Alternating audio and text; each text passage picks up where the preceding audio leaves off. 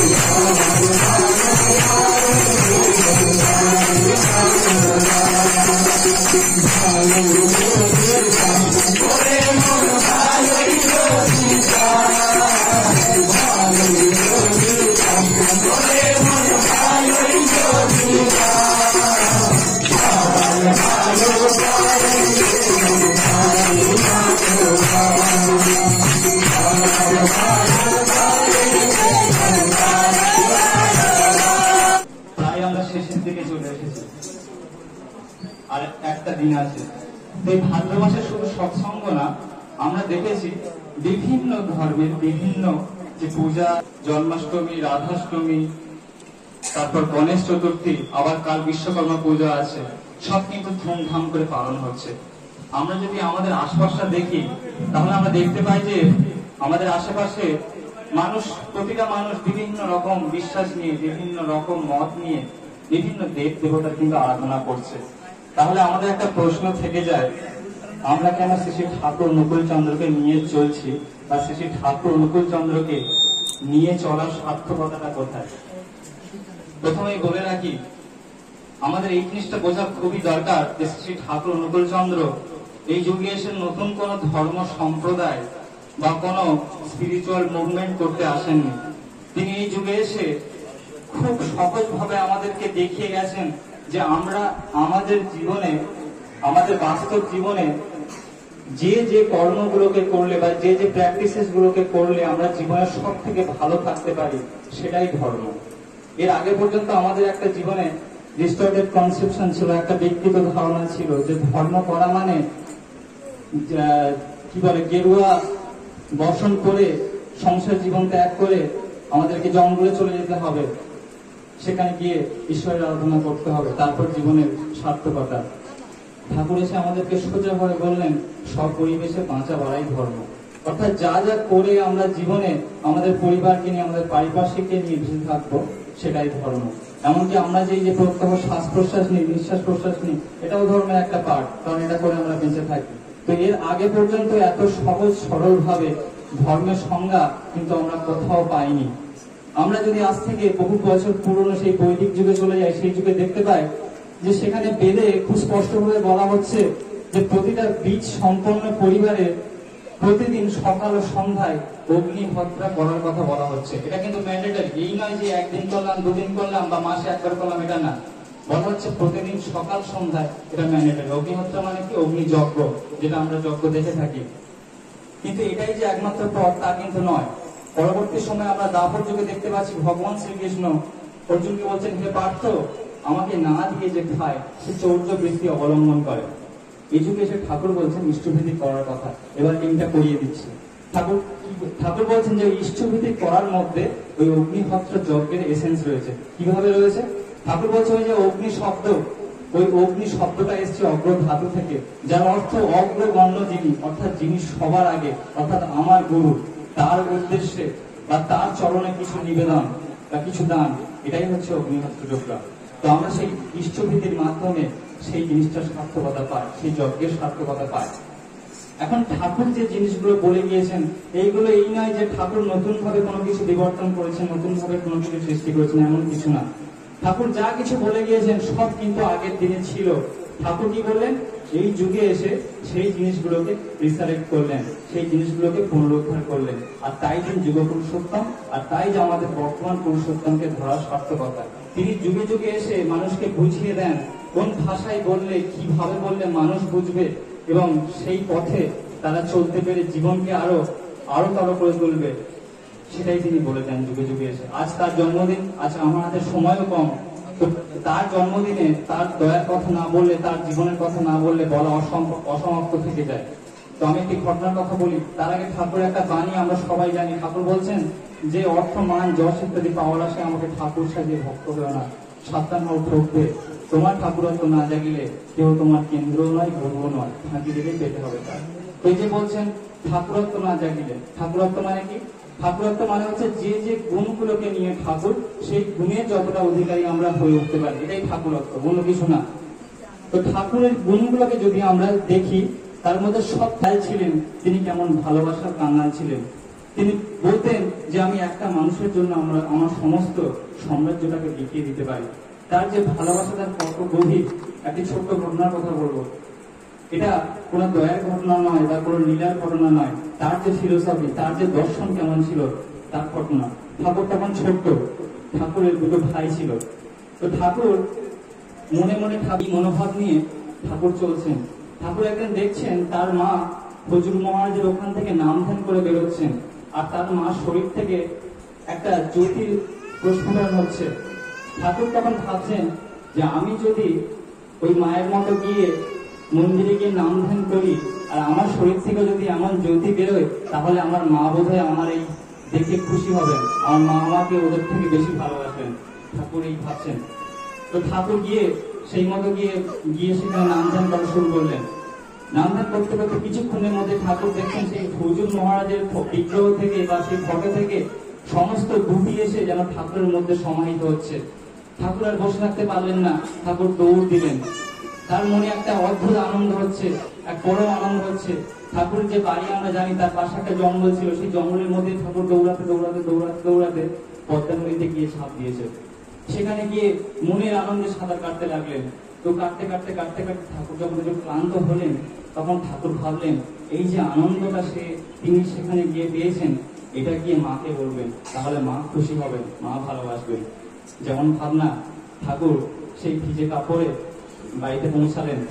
বাড়িতে ঘরের মধ্যে যখন প্রবেশ করলেন, ঠাকুর দেখলেন যে তার মা, তখন বাড়িটাতে সবে আর কি মাটির বাড়ি ছিল, তো সেই সময় মায়েরা কি করতো, ওই যে রেখে দিত তো ঠাকুরের মা তখন সত্য বাড়িটাকে ওই লেপে দিয়েছে, আর ঠাকুর তখন ভিজে অবস্থায় এসে ওই জায়গাটা একটু কাদা কাদা করে দিয়েছে।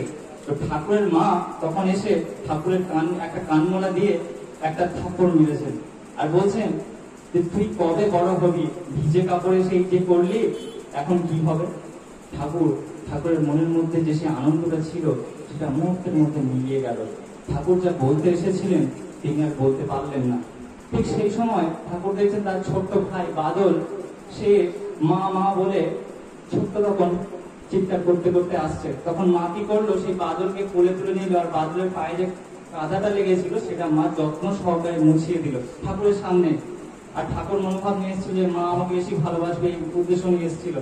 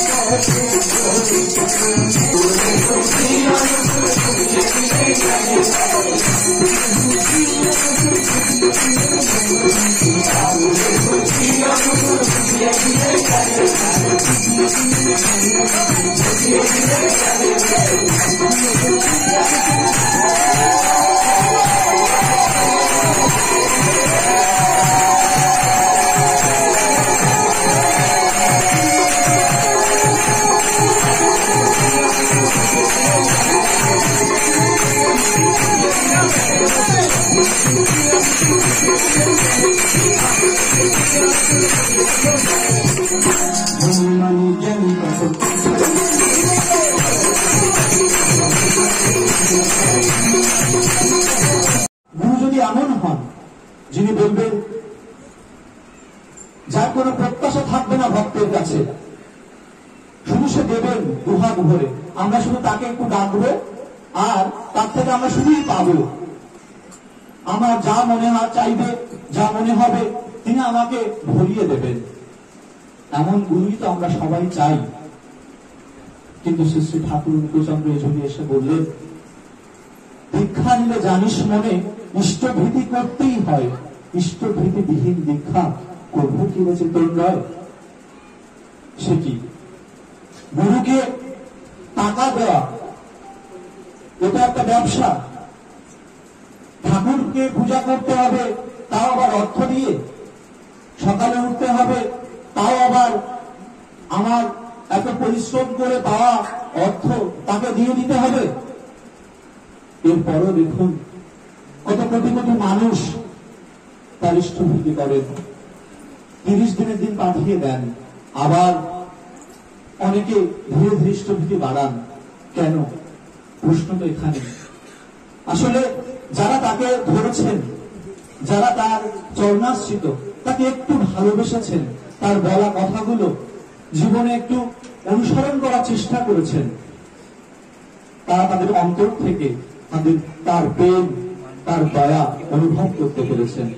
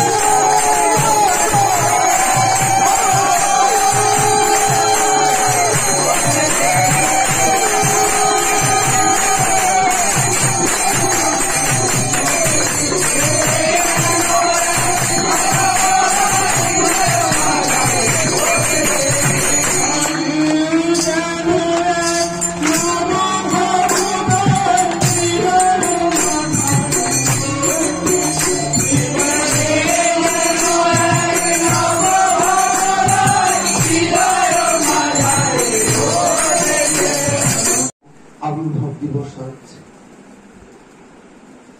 আমার স্নেহের প্রলয় এবং জুলাই এত সুন্দর করে ইষ্ট প্রসঙ্গ করলো, তারপর আর কিছু বলার থাকে না। ওরা ওদের আলোচনার মধ্যে সবটাই বলে দিয়েছে, তবুও দুই চার কথা বলার চেষ্টা করছি। আমরা সবাই ভালো থাকতে চাই, সুখে থাকতে চাই, আনন্দে থাকতে চাই।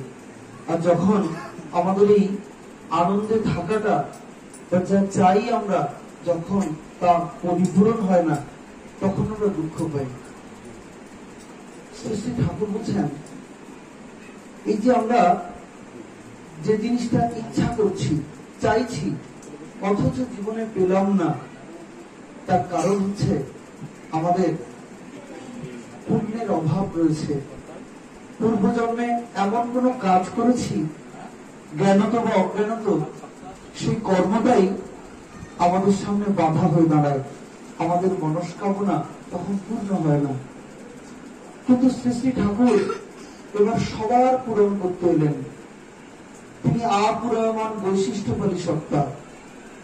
তিনি আমাদের সকল ঘাটতিগুলোকে, সব মনের ইচ্ছা পূরণ করবার জন্য তিনি এলেন। কিন্তু সেটা করতে হলে কিছু করার মধ্য দিয়ে সেই প্রাপ্তি যোগটা আসবে। ঠাকুর বললেন, যখন আমাদের পুণ্যের অভাব হচ্ছে, তিনি বললেন ইষ্ট লাগি কর্ম করা, সেই তো হলো পুণ্যে ভরা। মানে আমাদের পুণ্য সঞ্চয় করতে হবে। ইষ্টের জন্য যখন আমরা কোন কাজ করব, আমাদের পুণ্য সঞ্চয়। আবির্ভাব দিবস আজ আমার স্নেহের প্রলয় এবং জুলাই এত সুন্দর করে ইষ্ট প্রসঙ্গ করলো, তারপর আর কিছু বলার থাকে না। ওরা ওদের আলোচনার মধ্যে সবটাই বলে দিয়েছে, তবুও দুই চার কথা বলার চেষ্টা করছি। আমরা সবাই ভালো থাকতে চাই, সুখে থাকতে চাই, আনন্দে থাকতে চাই। আর যখন আমাদের এই আনন্দে থাকাটা যা চাই আমরা, যখন তা পরিপূরণ হয় না, তখন আমরা দুঃখ পাই। শ্রী ঠাকুর বলছেন, এই যে আমরা যে জিনিসটা ইচ্ছা করছি, চাইছি, অথচ জীবনে পেলাম না, তার কারণ হচ্ছে আমাদের পুণ্যের অভাব রয়েছে। পূর্বজন্মে এমন কোন কাজ করেছি, জ্ঞানত বা অজ্ঞানত, সেই কর্মটাই আমাদের সামনে বাধা হয়ে দাঁড়ায়, আমাদের মনস্কামনা তখন পূর্ণ হয় না।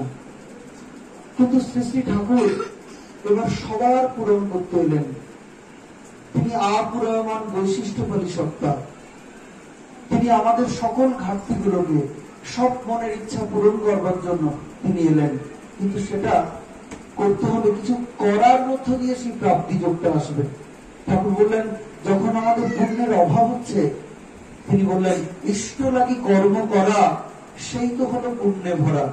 মানে আমাদের পুণ্য সঞ্চয় করতে হবে। ইষ্টের জন্য যখন আমরা কোনো কাজ করব, আমাদের পুণ্য সঞ্চয়